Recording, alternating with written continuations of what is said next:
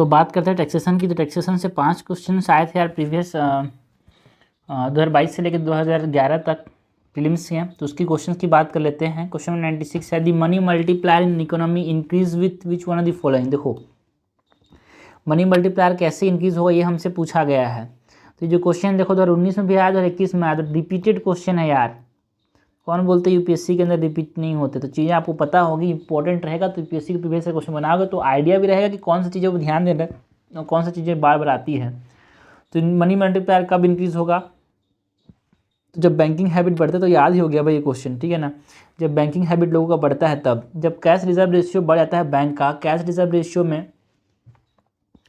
है ना, cash reserve ratio suppose self liquidity ratio जो है, स्टैट्यूटरी लिक्विडिटी रेशियो जो है, एस से स्टैट्यूटरी एस से सेल्फ, खुद के पास जो पैसा रखती है बैंक वो बढ़ा देंगे तो जो बैंक लोन नहीं दे पाएगी तो ये तो हमारे पास मनी मल्टीप्लायर को इंक्रीज नहीं करेगा, मनी सप्लाई बढ़ेगा नहीं।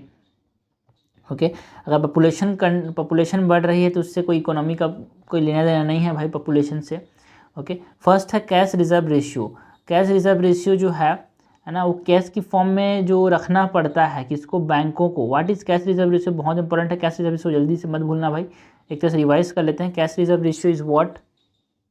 ओके तो जो कैश रिजर्व रेशियो होता है वो लिक्विडिटी की फॉर्म में, कैश के फॉर्म में जो पैसा आरबीआई के पास रखना पड़ता है बैंकों को। तो अगर आरबीआई ने कैश रिजर्व रेशियो बढ़ा दिया तो जो बैंक हैं उसको ज़्यादा पैसा रखना पड़ेगा आरबीआई के साथ।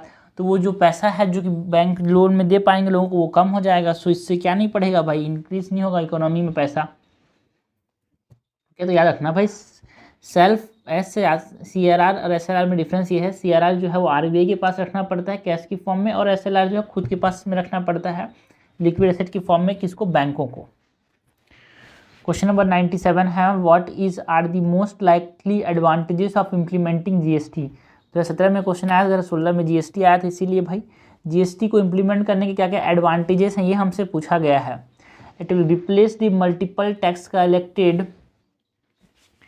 will replace the multiple tax collected by multiple authorities and will thus create a single market in India। बिल्कुल सही बात है। जितने भी है ना one state one nation one indirect tax का कॉन्सेप्ट यहाँ पे हम बात करते हैं उसके बारे में, इसीलिए यहाँ पे one nation one indirect tax.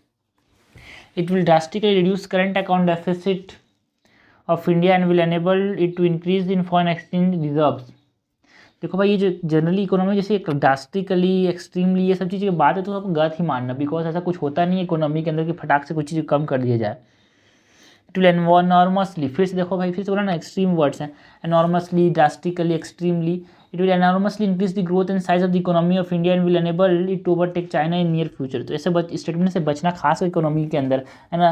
और रेगुलरली इंक्रीज, रेगुलरली डिक्रीज है ना, स्पॉन्टेनियसली इंक्रीज, स्पॉन्टेनियसली ठीक है, लेकिन regularly regularly increase, regularly decrease वाले जो स्टेटमेंट्स होते हैं इकोनॉमी जनरली वो गलत होते हैं। आपको कुछ नहीं पता चल रहा है, आपको टिक करना ही है तो आप उसको गलत मान के चलो। बिकॉज इकोनॉमी कैसे चलती है, ऐसे चलती है भाई, ऊपर नीचे ऊपर नीचे। करेक्ट हमसे पूछा है, कट जाएगा A, only one statement is correct. अब GST आया ही है तो GST कौन से अमेंडमेंट से आया था ये भी हमको पता होना चाहिए भाई। GST जो था 101 कॉन्स्टिट्यूशनल अमेंडमेंट से आया था। ओके और इसमें हमारे पास 4 टैक्सेस के स्लैब थे, कौन कौन से, 5%, 12%, 18% and 28%। Okay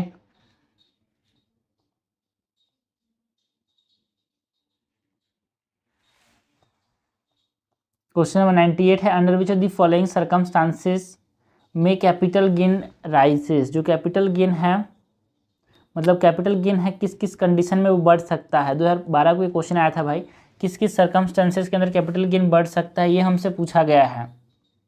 when there is an increase in the sale of the product, जब सेल बढ़ेगा तो कैपिटल गेन बढ़ सकता है क्या, जब सेल बढ़ेगा तो कैपिटल गेन बढ़ सकता है क्या, नो।